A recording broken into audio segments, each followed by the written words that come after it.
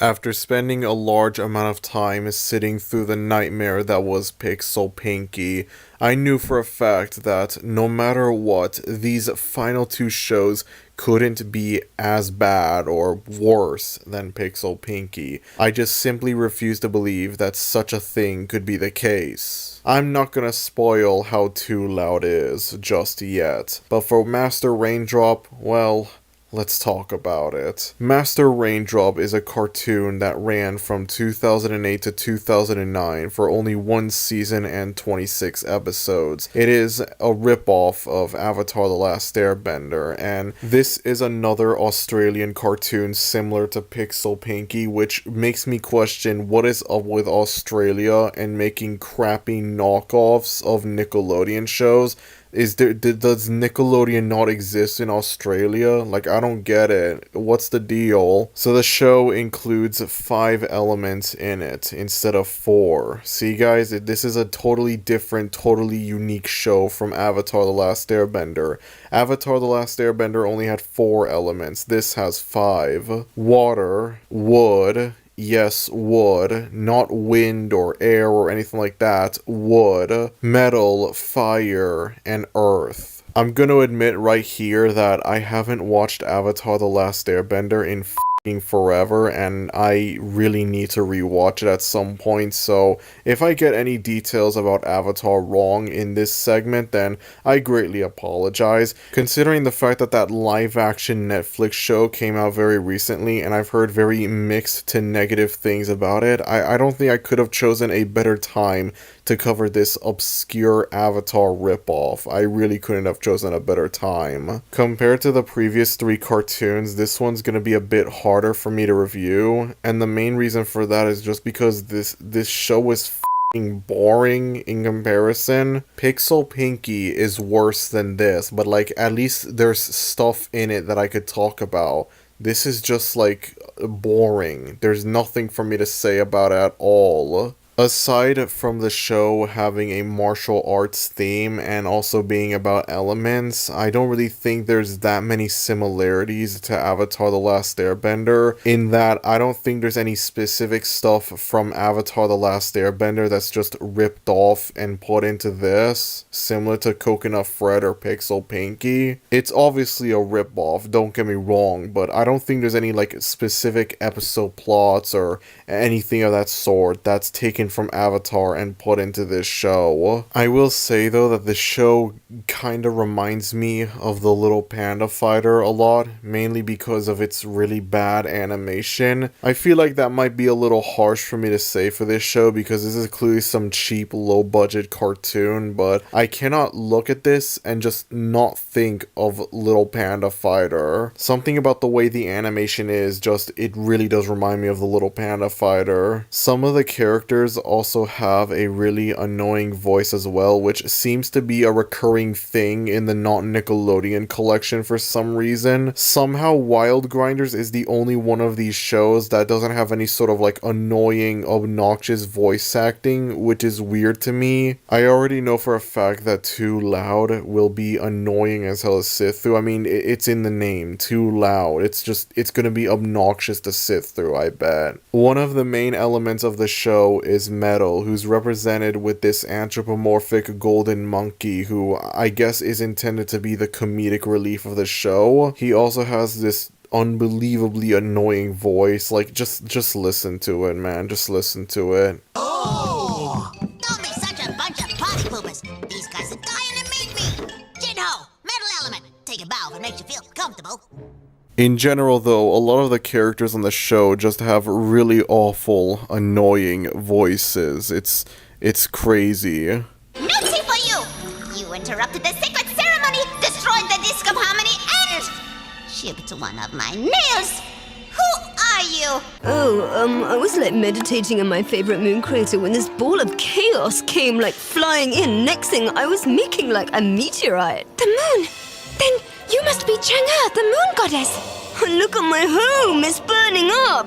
Oh, too many bad vibes. I need to calm down. Moon. So the plot of the show goes as follows. A long time ago, there was this golden dragon that brought peace and harmony to the world. There was this guy, the main villain of the show, that wanted to defeat the golden dragon in order to start his own evil empire. He brings down the dragon, however, it splits up into 5 separate elements: water, wind, wood, earth, and fire. The main villain guy, who I genuinely don't care what his name is, managed to get Fire, who is basically the Zuko of the show, I suppose. And he tries to stop the 4 remaining elements from reuniting and reviving the golden dragon. So in addition to this guy and bootleg Zuko, there's also this weird slug thing that's just included as well for some reason. He's basically meant to be the comedic relief of the villains, always screwing things up and being stupid and clumsy, and it's meant to be funny, and it's not very funny at all. Something that surprised me about this show is that this is another rare instance where a cartoon I cover on the Search for the Worst Cartoon actually has a serious finale. The show ends with the 5 elements coming together to become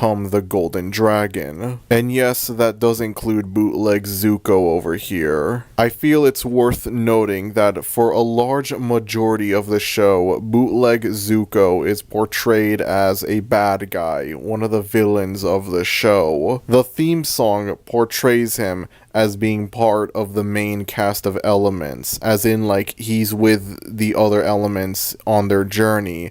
And yet, it's not until the penultimate episode of the show where he switches sides and joins the elements. There's an episode early on into the show that hints that bootleg Zuko might join the good side. However, by the end of the episode, he decides against that. That's like, I believe, the 5th episode of the show. I don't know.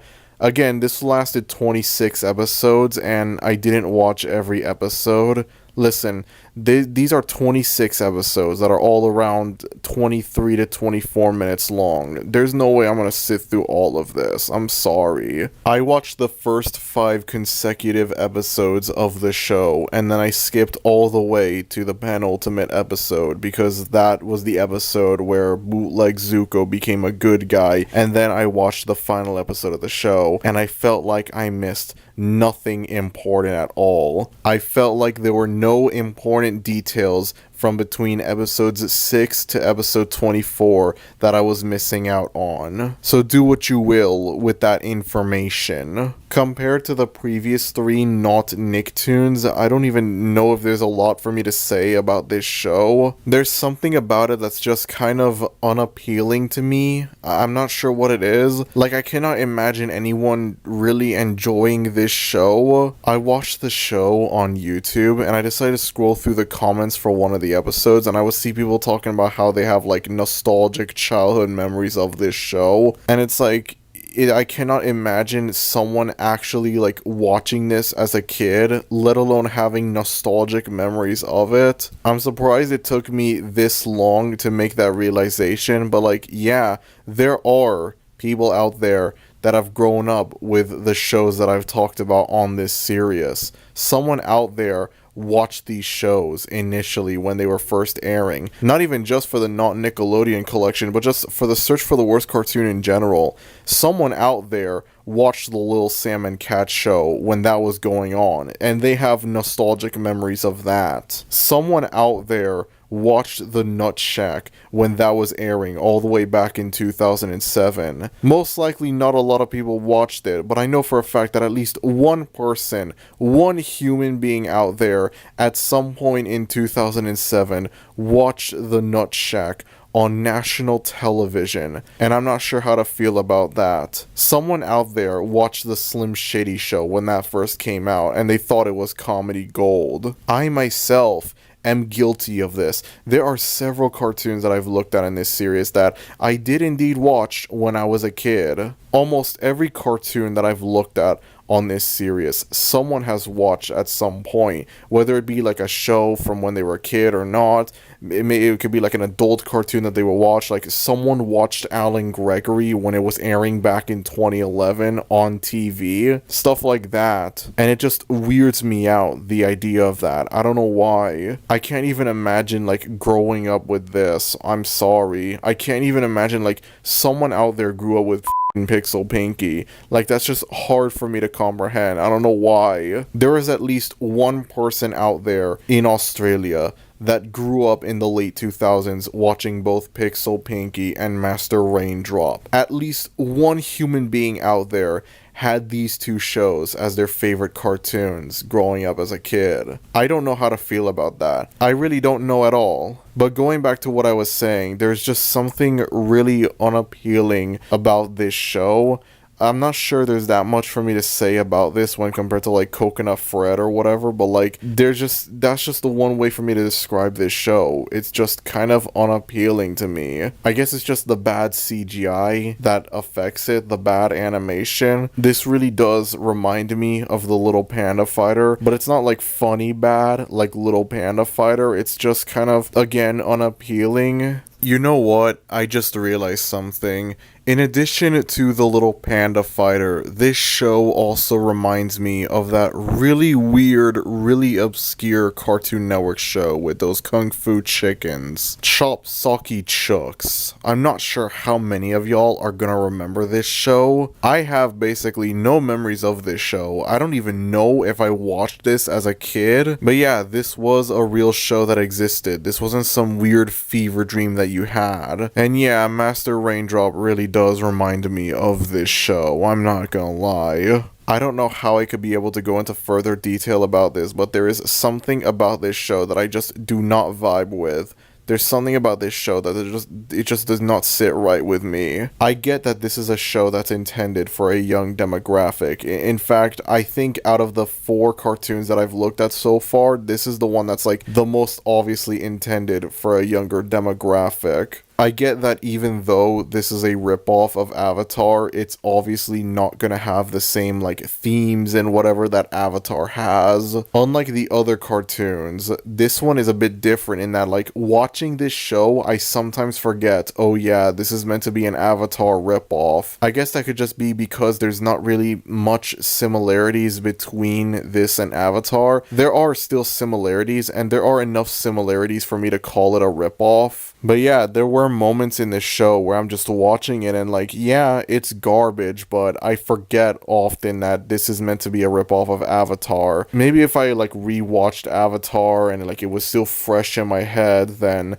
I would probably go into more detail. There'd probably be a lot more similarities between both shows than I initially thought. I'm not sure. There isn't really a whole lot for me to say about this show. It's just kind of boring, and there's just something about it that's just not appealing to me at all. I'm not sure if I want to call this offensively bad necessarily, but this is definitely one of the worst cartoons I've looked at for sure. The show itself is just generally not very funny, entertaining, nothing like that. The green slug, as I said, is meant to be the comedic relief, and well, he's not very funny.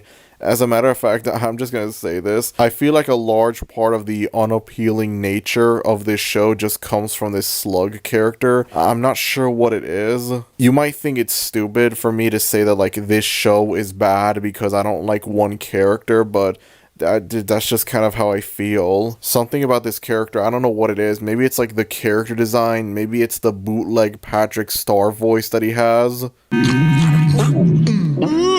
That was the worst pork bun I've ever eaten. Oops. And you look really stupid in that armor. Sorry. And you've got this big body and tiny little head. I don't know what it is, but like I feel like this character greatly contributes to the generally unappealing nature of this show. I don't like Master Raindrop very much. I don't think it's a very good show. I think it's boring, uninteresting, not very funny, not entertaining, and yeah, it's just generally unappealing, and I really don't like it. So with all of that said, let us move on to the 5th and thankfully final cartoon in the Not Nickelodeon collection. Of course, it's a ripoff of The Loud House. Just perfect, really. Just absolutely perfect. What else would it be? Seriously.